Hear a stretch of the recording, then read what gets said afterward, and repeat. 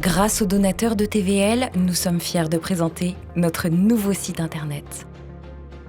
Une navigation simplifiée, nos émissions mises en valeur, une information plus sécurisée, une nouvelle boutique pour soutenir nos auteurs.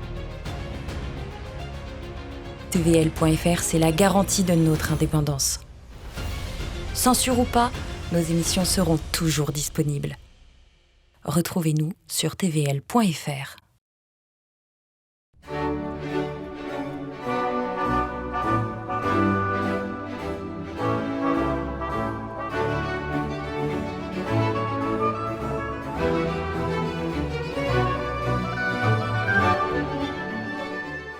Depuis l'arrivée du Covid, nous le savons maintenant de façon scientifique, grâce aux études scientifiques mondiales qui circulent désormais dans le monde entier, le refus de soigner les personnes âgées atteintes du Covid a généré une mortalité double par rapport aux personnes âgées atteintes du Covid et soignées de façon traditionnelle avec des médicaments comme l'hydroxychloroquine ou l'azithromycine. Ce qui signifie que nos merveilleux dirigeants français ont laissé mourir un grand nombre de personnes âgées par absence de traitement. Un nouveau coup de tonnerre vient d'éclater dans le domaine des soins français. Il concerne, cette fois-ci, le secteur des urgences à l'hôpital. De quoi s'agit-il ? Jusqu'à aujourd'hui, le SAMU ou les pompiers pouvaient vous conduire à vive allure aux urgences les plus proches en cas de problème de santé grave et soudain. Par exemple, vous vous écroulez dans votre salon à la suite d'une crise cardiaque, les pompiers ou le SAMU arrivent immédiatement, vous prodiguent les premiers soins et vous emmènent aux urgences, toutes sirènes hurlantes. Et vous êtes sauvé. Eh bien cela, c'était le monde d'avant. C'était le monde de l'obscurantisme et de la peur. C'était un monde insupportable. Nous, les nouvelles élites qui savons ce qu'il faut faire et qui faisons ce que nous avons décidé de faire, pour le plus grand bien de la populace, nous allons modifier le système des urgences. Et qui va le faire ? Le nouveau ministre de la Santé, qui a succédé à M. Olivier Véreux, qui est urgentiste de son État et qui sait donc évidemment, forcément, nécessairement ce qu'il faut faire en termes d'urgence.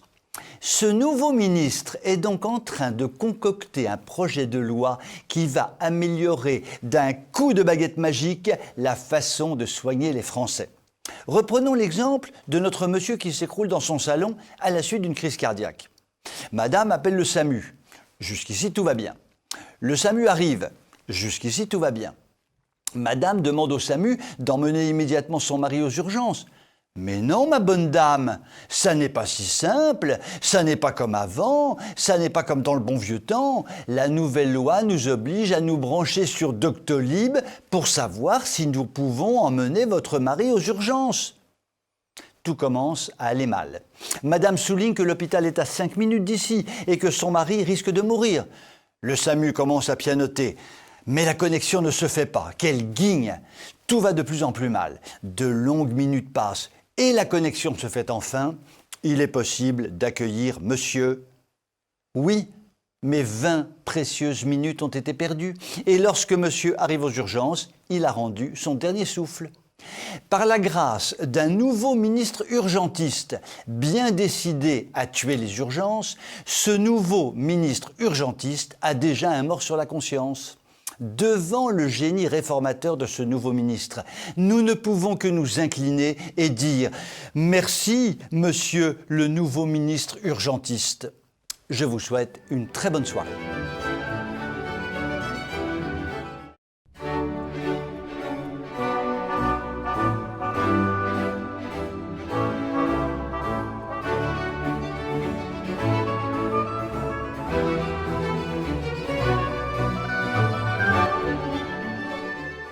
Nous sommes en 2022. La Seconde Guerre mondiale s'est achevée il y a 77 ans. La Pologne et l'Allemagne font partie de l'Union européenne. La Pologne et l'Allemagne sont en paix. Et pourtant, la Pologne déterre d'une certaine façon la hache de guerre en demandant à l'Allemagne la coquette somme de 1300 milliards d'euros au titre des dommages engendrés par l'Allemagne pendant la guerre de 39-45. Il faut dire que l'Allemagne n'y est pas allée de main morte. Elle a littéralement écrabouillé et disloqué cette malheureuse Pologne pendant 5 ans, en détruisant notamment intégralement sa belle capitale, Varsovie, sous les yeux de l'armée soviétique, théoriquement alliée de la Pologne, qui s'était mystérieusement arrêtée à quelques dizaines de kilomètres de Varsovie et n'ont secouru les habitants de la capitale qu'à partir du moment où celle-ci était intégralement détruite par les Allemands. Des alliés comme ça n'est que du bonheur. Revenons à nos moutons et à la demande actuelle de la Pologne adressée à la puissante Allemagne.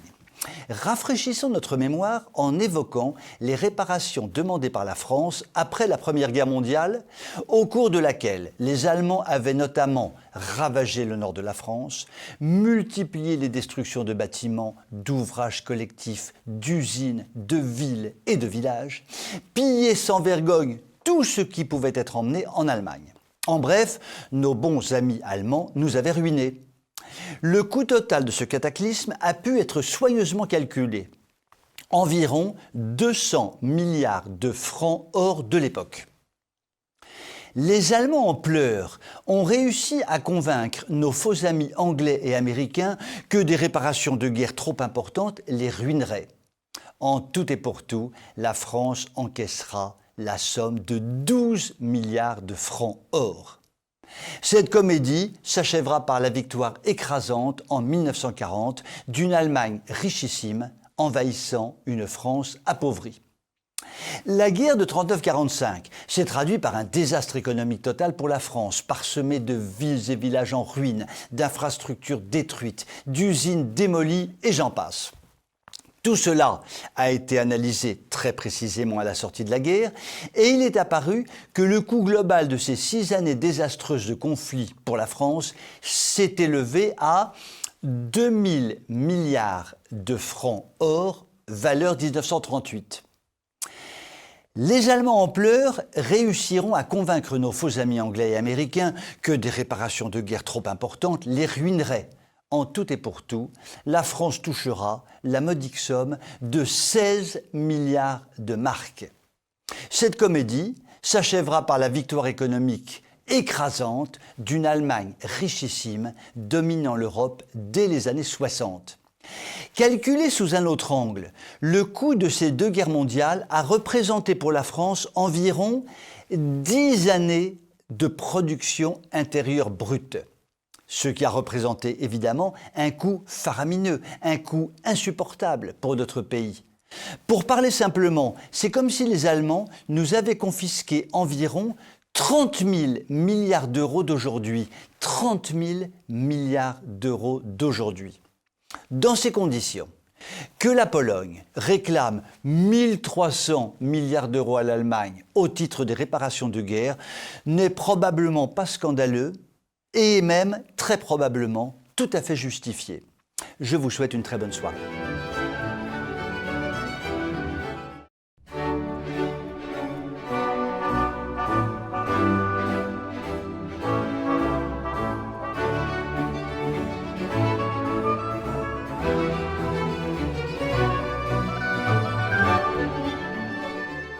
Nous le savons depuis des lustres, l'éducation nationale s'avance inéluctablement vers le gouffre. Et, reconnaissons-le, le Jean-Michou Blanquette de Veau a considérablement accru la chute de la bête. Il en résulte que l'on sort souvent gaillardement de ses études primaires en sachant difficilement lire et compter, que l'on sort souvent gaillardement de ses études secondaires en ayant du mal à ne pas faire 40 000 fautes d'orthographe en 2 phrases, et que l'on sort gaillardement de ses études supérieures en étant souvent obligé de suivre des cours de remise à niveau en français, cours de remise à niveau organisés par les entreprises privées d'ailleurs. Bien sûr, beaucoup d'élèves courageux et travailleurs s'en sortent, mais au prix d'un travail personnel considérable et en ayant souvent déserté le secteur éducatif public au profit du secteur éducatif privé. Tout cela traduit le gâchis peu imaginable de nos finances publiques qui moulinent à coups de dizaines de milliards d'euros des organisations gigantesques pour des résultats catastrophiques. Car enfin, le budget total comprenant la totalité des coûts de formation des Français s'élève tout de même à 130 milliards d'euros environ. Un budget inouï, le premier budget de l'État, des sommes gigantesques consacrées à l'éducation de nos chères têtes blondes, ou moins blondes d'ailleurs. Pour éduquer ou déséduquer nos chères têtes blondes, ou moins blondes d'ailleurs, un effectif inouï d'environ 1 300 000 personnes. 130 milliards d'euros. 1 300 000 personnes pour aboutir en septembre 2022 à une pénurie dramatique de professeurs. Est-ce un cauchemar? Est-ce un mauvais rêve? Je me pince la cuisse gauche, puis le mollet droit, et je constate que non, ça n'est pas un cauchemar, ni un mauvais rêve, mais le résultat de dizaines d'années de politique dramatique en termes de déséducation nationale. Une petite satisfaction tout de même.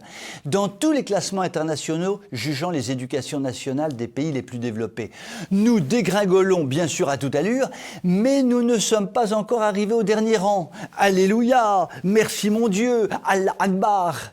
Revenons à nos pseudo-ministres de la déséducation nationale. Avec Belkacem, nous savions qu'elle était tellement désastreuse qu'au moins il n'y avait pas de surprise quant à la nullité de ses décisions. Avec le nouveau ministre actuel, nous savons qu'il est tellement désastreux et idéologue qu'au moins nous n'aurons aucune surprise quant à la nullité de ses décisions. En revanche, Jean-Michel Blanquette-Deveau avait l'apparence du garçon intelligent, avait l'odeur du garçon intelligent. Il a donc trompé les Français alors qu'il était aussi nul que destructeur.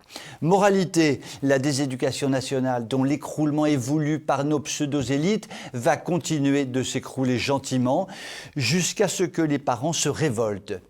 Puisse cette révolte poindre rapidement le bout de son nez. Je vous souhaite une très bonne soirée.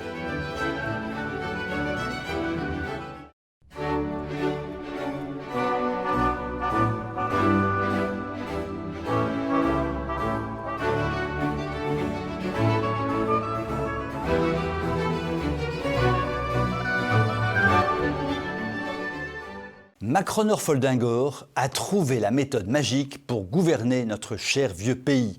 Créer des conseils de défense, en veux-tu, en voilà, toujours et partout, sur tous les sujets, et rouler jeunesse. Chez TV Liberté, nous sommes productifs et avons l'habitude de donner des conseils à l'adolescent attardé qui a la prétention de nous gouverner.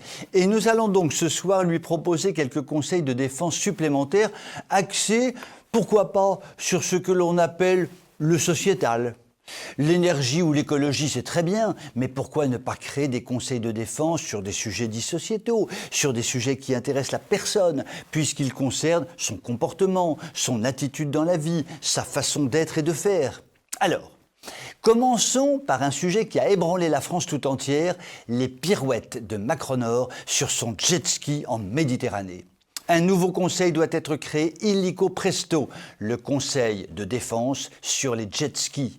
Ce conseil, il est important, car les pirouettes cacahuètes de Macronor sur son engin de mort fendant les flots bleus de la Méditerranée dans un bruit de tonnerre ont fait jaser, ont soulevé des interrogations, des indignations, des commentaires acides, des polémiques violentes. Il faut donc régler ce problème fondamental par la création d'un conseil de défense sur les jet-skis.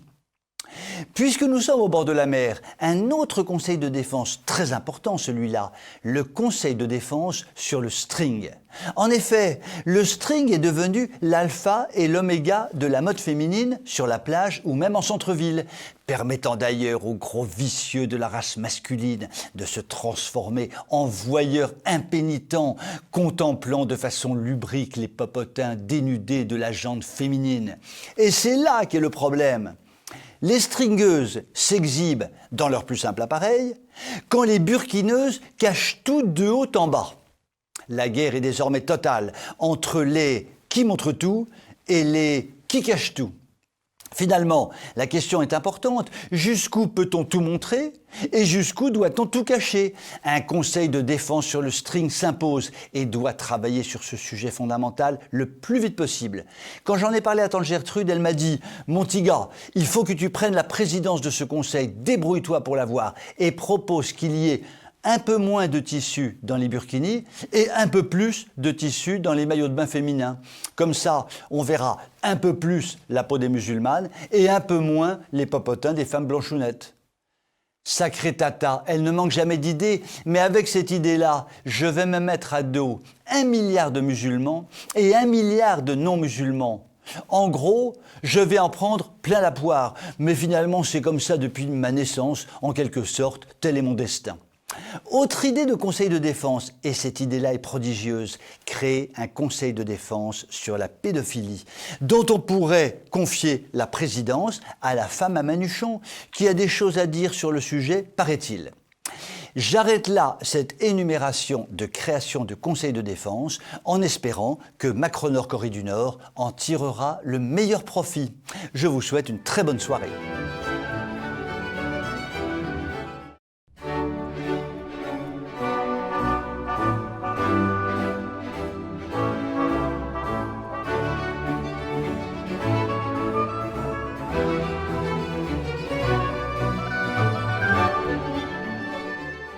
Chers amis téléspectateurs, notre ministre de l'économie et des finances est tellement lacunaire que j'ai décidé de lui donner régulièrement un petit cours d'économie, dont j'espère qu'il tirera profit.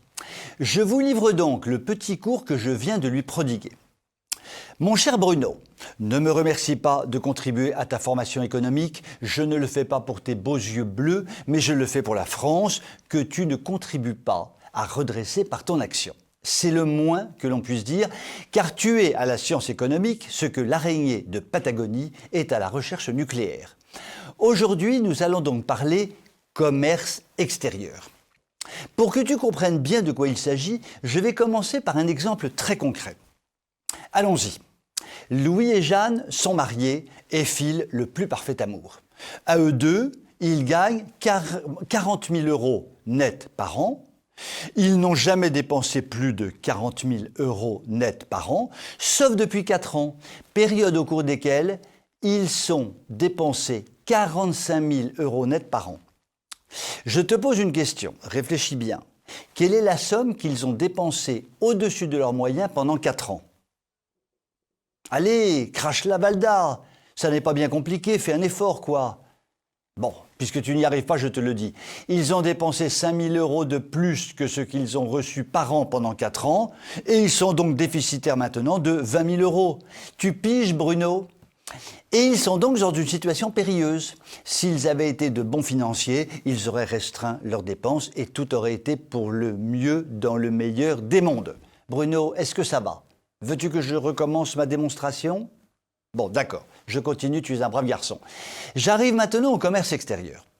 Jusqu'au début du siècle, il était excédentaire, mais il a commencé à être déficitaire au moment de la mise en place de l'euro. Et le couple exportation-importation, c'est comme le couple Louis et Jeanne. Tu vois, l'exemple de mon petit couple amoureux, c'est vraiment bien vu, non? La France a exporté de moins en moins et a donc reçu de moins en moins d'argent. Et elle a importé de plus en plus et a donc payé de plus en plus d'argent. Ok boy, tu suis? Il en résulte aujourd'hui un déficit annuel du commerce extérieur de l'ordre de 100 milliards d'euros par an. Chiffre énorme, gigantesque, terrifiant, du jamais vu dans l'histoire de France, qui a mis par terre mon petit ménage d'amoureux, qui a très peu de choses à voir avec la guerre en Ukraine, mais qui a beaucoup à voir avec la politique économique menée depuis 20 ans. Cette politique suicidaire a consisté à détruire notre appareil de production, ce qui fait que nous sommes obligés d'importer de plus en plus. A consisté à ouvrir nos frontières à une immigration de peuplement et non à une immigration de travail, ce qui accroît de façon démesurée notre consommation et donc nos importations. A consisté à mettre en place un système social ruineux, ce qui rend non compétitif ce qui reste de notre économie. Donc, mon cher Bruno, tu dois arrêter de dire tout et n'importe quoi sur notre commerce extérieur, dont le déficit serait dû, paraît-il, à la guerre en Ukraine, alors que la guerre en Ukraine a démarré il y a quelques mois, quand notre déficit du commerce extérieur a démarré il y a 20 ans. Et tu dois impérativement t'attacher à rétablir l'équilibre de notre commerce extérieur qui est en pleine décrépitude et peut couler la France encore plus vite que le Titanic. J'espère que cette leçon t'a été profitable et je te dis à très bientôt pour la leçon suivante. Gros bisous. Chers amis téléspectateurs, je ne garantis pas que Bruno ait tout compris, mais je vous souhaite quand même une très bonne soirée.